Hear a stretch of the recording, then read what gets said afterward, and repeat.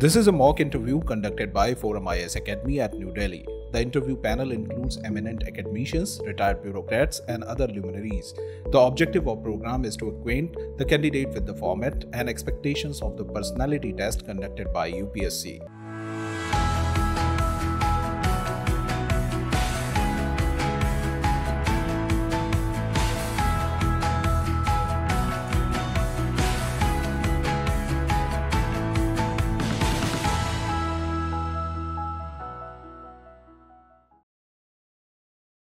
Sir, may I come in? Please come in. Good afternoon, sir. Good afternoon, ma'am. Vivek Yadav. Yes, sir. You are already into the service? Yes, sir. Which service? Indian Civil Account, sir. You have opted for Indian Defence Account Services. Yes, sir. Yes, sir. Okay. How? What do you think? Defence Account Services and Civil Account Services. They both are almost at par. Even civil account is better than defense accounts. What do you think? Yes, sir. In service, I have seen that over the 1 or 2 months, I have seen that civil account service oversees accounts of various civil ministries, which has a larger overall money than defense account services. But defense has some perks like defense infrastructure and other things. Okay. You are from Gorakhpur and you have taken PSIR. Yes, sir. How Gorakhpur is important now for international relations? Sir, Gorakhpur is located in eastern part of Uttar Pradesh, and also the CM of UP is currently was earlier the MP of Gorakhpur. Other thing is that Gorakhpur shares a border with Nepal, which is a very important country for India as a neighbor, and this becomes strategic for Gorakhpur as a district. Gorakhpur one is a big mutt. That is one. That is culturally, religiously, whatever it is. Other is that natural traditional medicine system or something that is also very important of Gorakhpur. Do you have some idea about naturotherapy or something like that? Sorry, sir, I'm not aware of this. Third is Gorakhpur press. That is also important. That also gives information about entire our culture, something like that, to whole of world. And internationally, nowadays, what is happening? That any country do the bombardment or something like that anytime.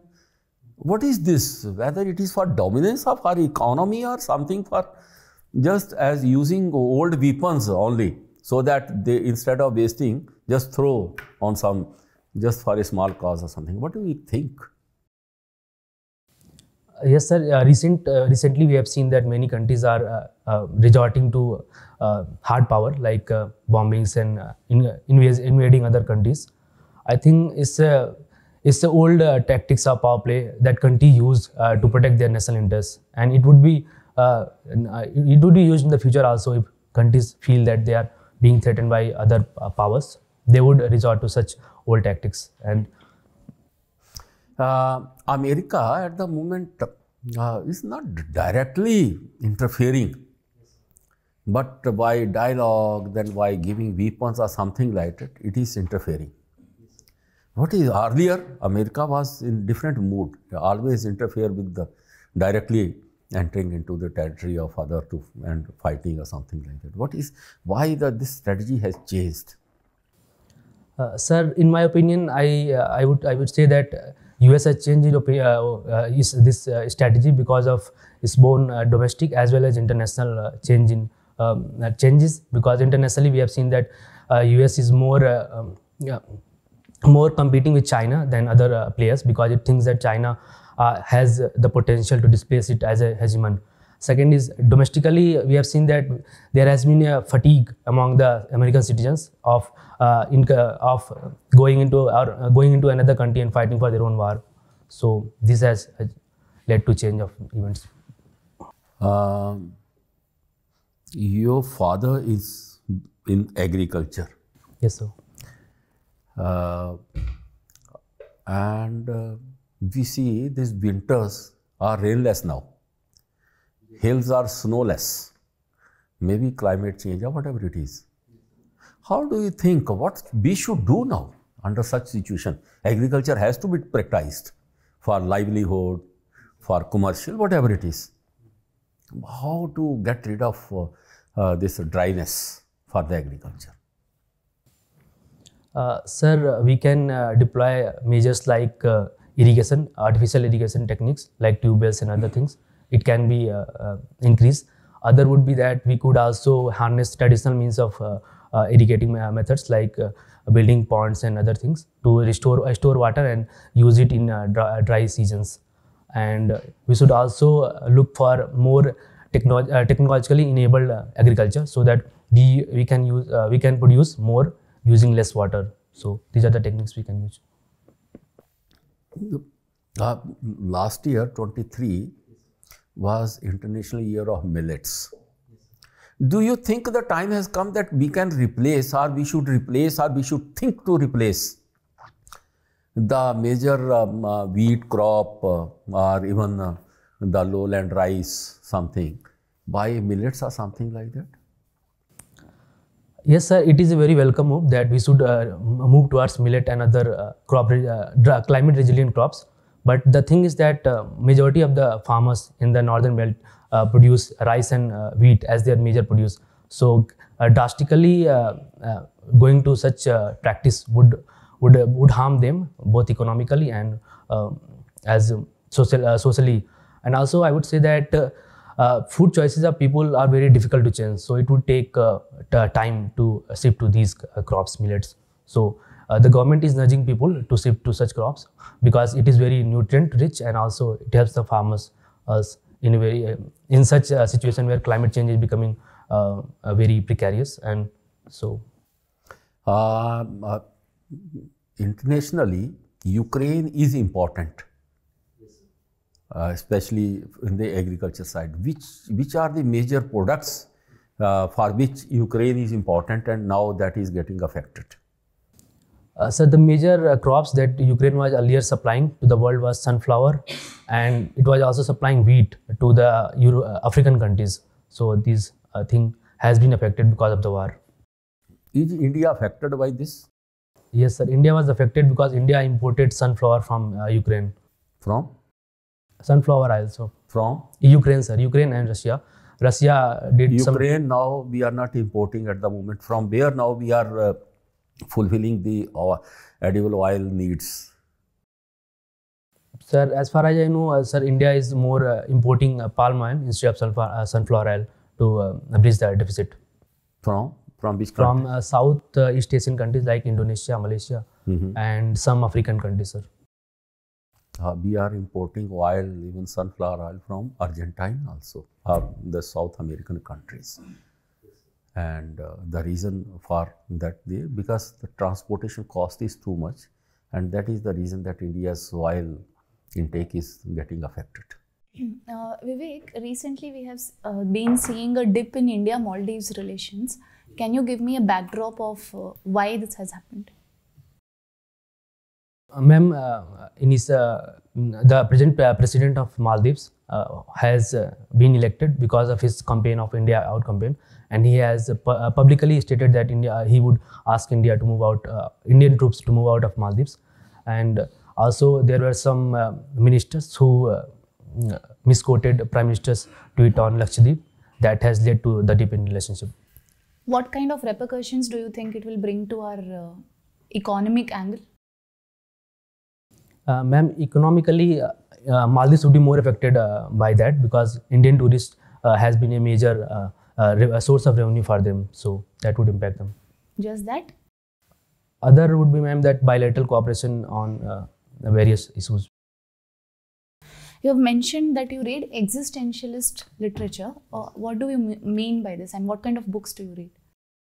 Ma'am, existentialism is a modern philosophy where the main precise is that existence precedes essence. So earlier we have seen that various Greek philosophers have seen that people are born with a premeditated essence, that they have to fulfill that destiny or that. But in existentialism, we kind of create our own meaning to our life, that this has to. Can you name any scholars who subscribe to this school of thought? There are many scholars like Jean-Paul Sartre, Albert Camus, Fyodor Dostoevsky, Franz Kafka. Can we use this in administration? Yes, ma'am. Administratively, this would be a innovative thought for the administrator, because we have seen that there is a sense of there is a sense that administrators kind of follow a similar pattern of work when they come to administration, that they will have to, that they get very used to the administrative work and they don't get innovative. So existentialism would be a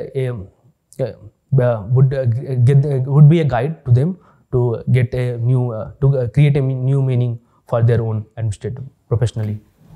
So do you think the non-aligned movement, NAM, is irrelevant today?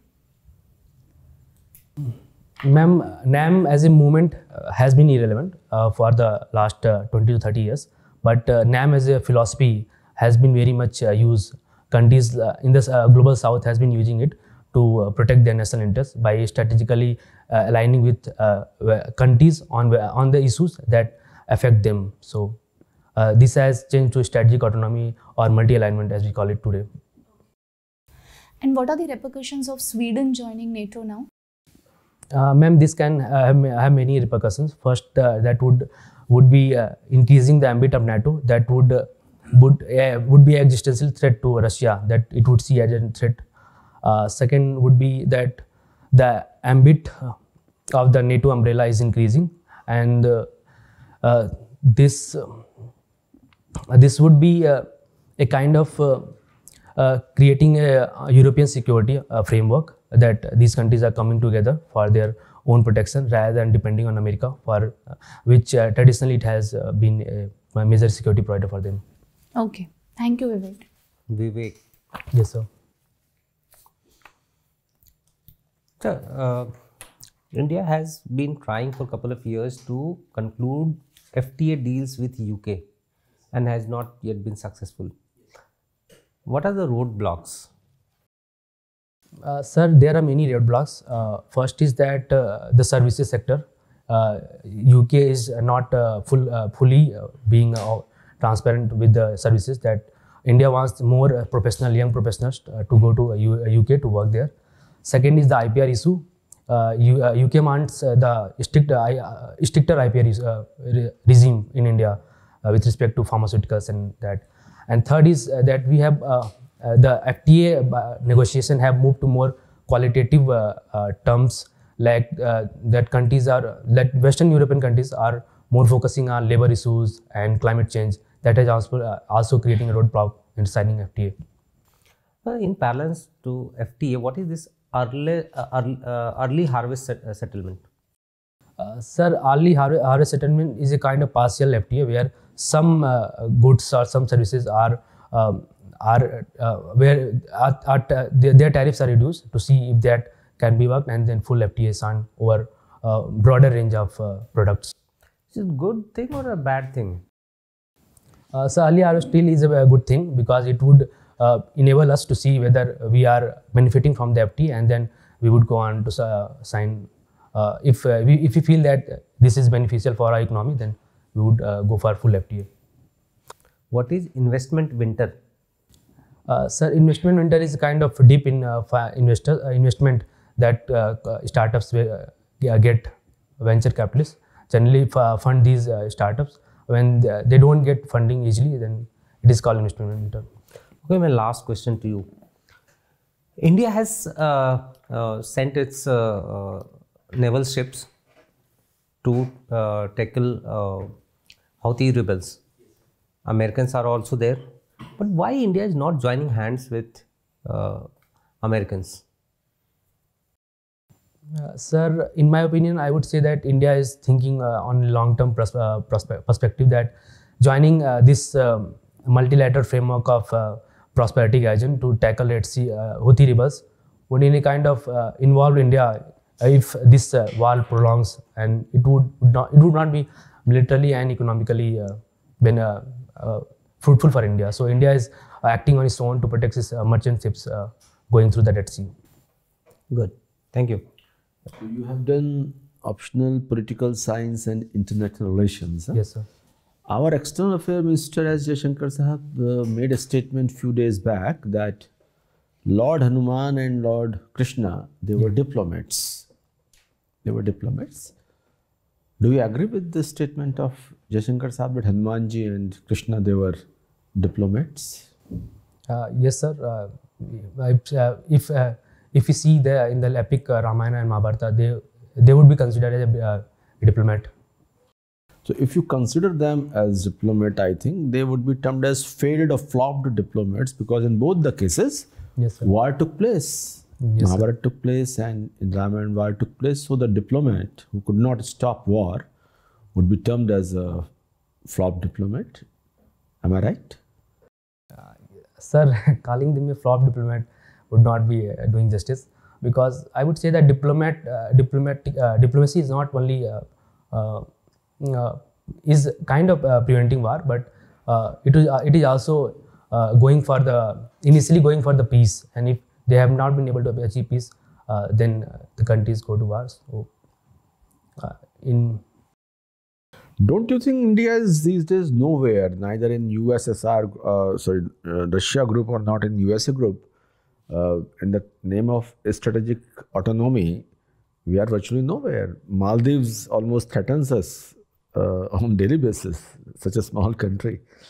Nobody listens to us. So don't you think that we are not in a very good foreign policy kind of situation?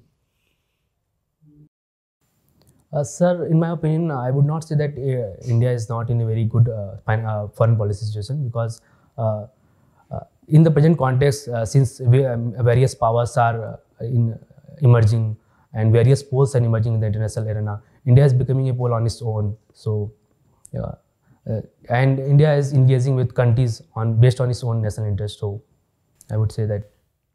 A few days down the line, we are going to have budget, interim budget rather. Can you tell me differences between budget and interim budget? Sir, budget is a financial plan for the full year from April to March, 31st March, whereas interim budget is for the election, up to the election, and after that, when a general government is formed, then there would be a new budget. That's the only difference?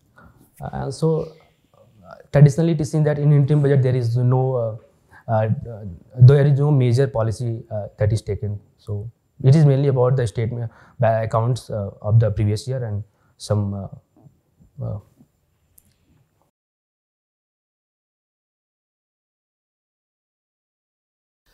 sometimes when you don't know, take a time and then answer after getting a permission. You know? That will certainly help you. You need to practice little more at the moment on the topics.